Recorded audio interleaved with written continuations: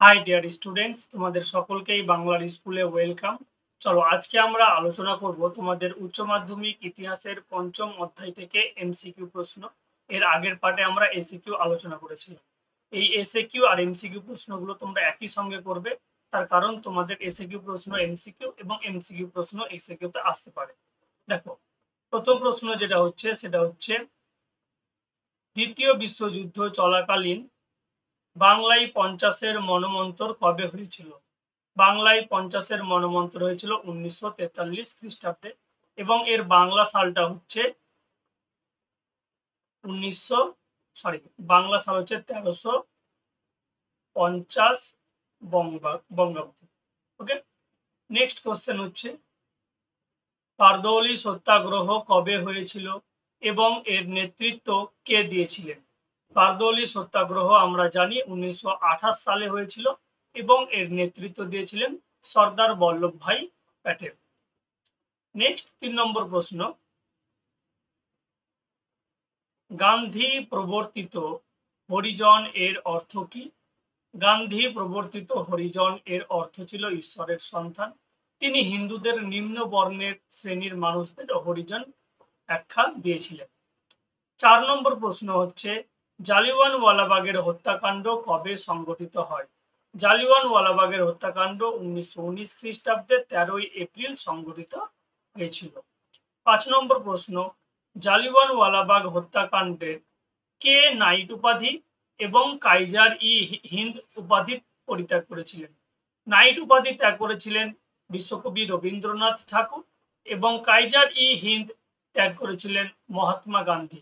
ওকে, দেখুন, এখন আমাদের ভারত সরকার যেমন ভারত রত্ন অ্যাওয়ার্ড দেওয়া হয় বা দেয়, ঠিক সেই রকম ইংরেজ সরকার ভারতীয়দের বা ইন্ডিয়ার হয়ে যারা ভালো কাজ করতো তাদের কাইজার ই হিন্দ টাইটেল দিত, যেটা মহাত্মা গান্ধী, এবং সাহিত্যের ক্ষেত্রে নাইট উপাধি ত্যাগ করেছিলেন রবীন্দ্রনাথ ঠাকুর। এটা একটা ইংরেজদের দেওয়া উপাধি।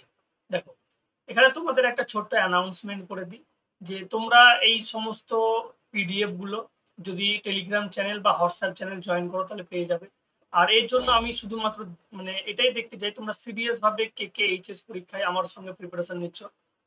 এর জন্য হিস্ট্রির জন্য তোমাদের 99 রুপিস রাখা হয়েছে এবং পলিটিক্যাল সায়েন্সের জন্য 99 রুপিস একবারই দিতে হবে।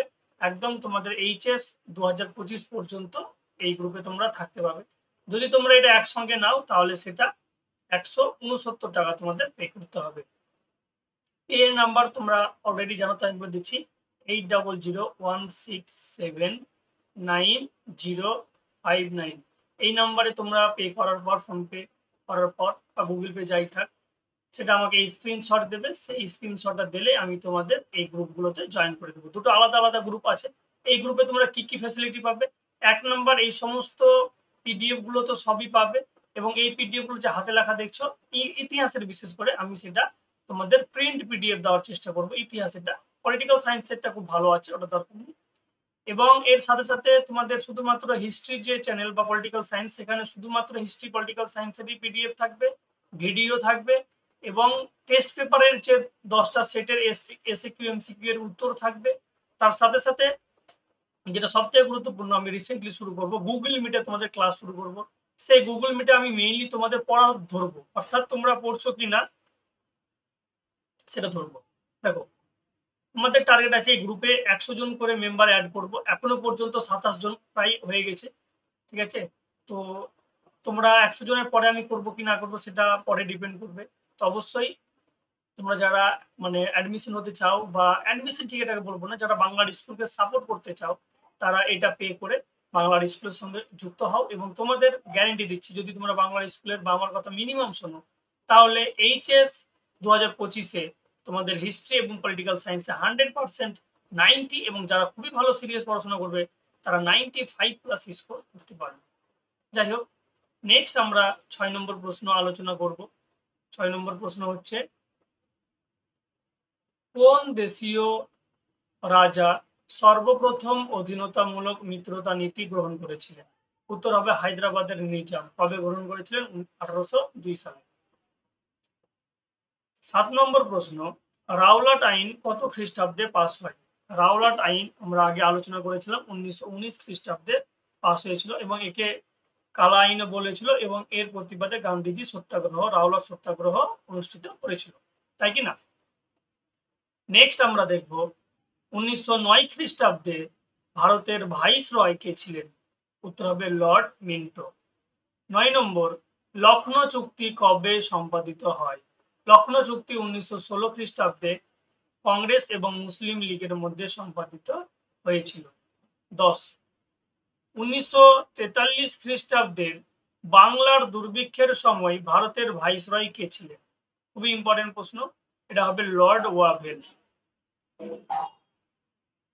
বা এরকমও দিতে পারে, দ্বিতীয় বিশ্বযুদ্ধের সময় ভারতের ভাইসরয় কে ছিল? তা উত্তর হবে লর্ড ওয়াভেল। নেক্সট 11 নম্বর, ভারতে প্রথম মে দিবস পালিত হয়েছিল কবে? ভারতে প্রথম মে দিবস পালিত হয়েছিল 1923 খ্রিস্টাব্দে। 12 নম্বর প্রশ্ন, সীমান্ত গান্ধী নামে পরিচিতি কে ছিলেন বা পরিচিত কে ছিলেন? আনসার ইজ খান আব্দুল গফুর খান। এটা আমাদের মোটামুটি সবারই জানা কোশ্চেন। নেক্সট আমরা আলোচনা করব